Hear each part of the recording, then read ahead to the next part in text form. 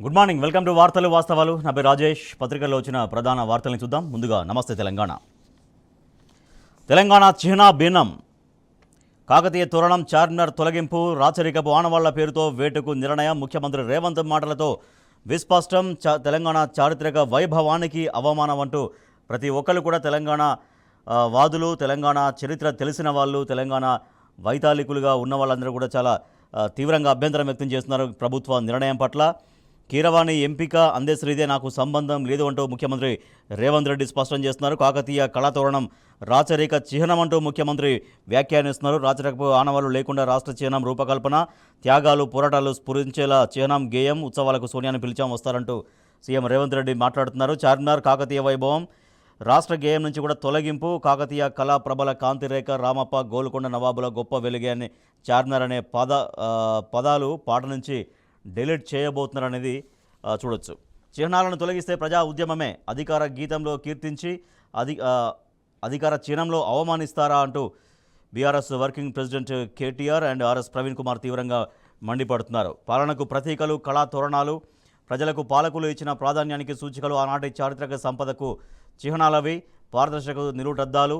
కాకతీయ కళాతోరణాలు కేవలం అలంకారం కోసం చేసిన ఆకృతులు కానే కావు. ఆ తోరణాల్లో ఆనాటి కాకతీయ రాజుల పాలనా వైభవం అంతా పూసకూర్చినట్టుగా ఉంటుంది అనేది కాకతీయుల పాలనకవి ప్రతీకలు అనేది గుర్తు చేస్తున్నారు.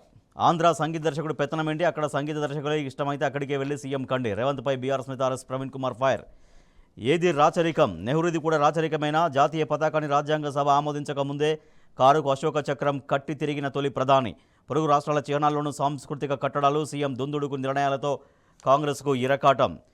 1న గన్ పార్క్ నుంచి కొవ్వొత్తుల ర్యాలీ హాజరు కానున్న బీఆర్ఎస్ అధినేత కేసీఆర్. 2న తెలంగాణ భవన్లో జెండా ఆవిష్కరణ.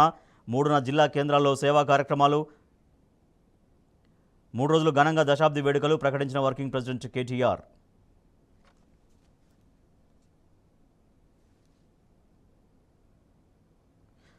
అన్నదాతలపై పోలీసుల లాఠీ, ఆదిలాబాద్లో రైతులపై ఖాకీల చిందులు.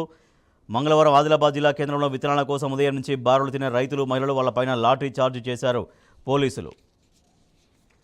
రైతులకు ప్రభుత్వం క్షమాపణ చెప్పాలి అంటూ కేటీఆర్ డిమాండ్ చేశారు. విత్తనాలు అడిగితే లాఠీలతో కొడతారా అంటూ మాజీ మంత్రి హరీష్ రావు తీవ్రంగా ఫైర్ అయ్యారు. చెన్నూరులో నకిలీ పత్తి విత్తనాలు పట్టివేత. జూపల్లికి మాటల కొరత, మద్యానుమతులపై మాట మార్చిన ఎక్సైజ్ మంత్రి. రాష్ట్రంలో మద్యం కొరత, అందుకే కొత్త వాటికి పర్మిషన్. సోమ్ బీర్కు పర్మిషన్ ఇచ్చింది బేవరేజెస్ కార్పొరేషన్.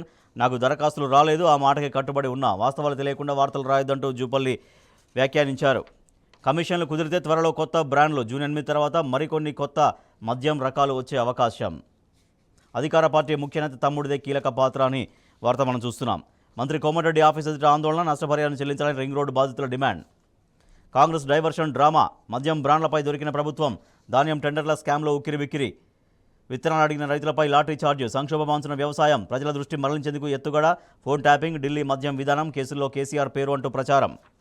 లీకులతో కనికట్టు, రాష్ట్రంలో పెరుగుతున్న సమస్యలు, అన్ని రంగాల్లోనూ సర్కారు విఫలం. ఢిల్లీకి డబ్బు సంచులు, తెలంగాణ నుంచి వైజాగ్ మీదుగా హస్తినకు అంటూ మాజీ ఎమ్మెల్యే పెద్ది సుదర్శన్ రెడ్డి ఫైర్ అయ్యారు. డ్యాములు, బ్యారాజీల భద్రతపై ఫోకస్, మరమ్మతు పనులపైన ఇరిగేషన్ శాఖ దృష్టి. ఉడుకుతున్న నగరాలు, పెరుగుతున్న పట్టణీకరణే ప్రధాన కారణం. Telangana today. Nights no longer cooler in cities అనే ఒక వార్త చూస్తున్నాం. Hyderabad among 6 cities with rising heats stress. Farmers lottery charged in Adilabad.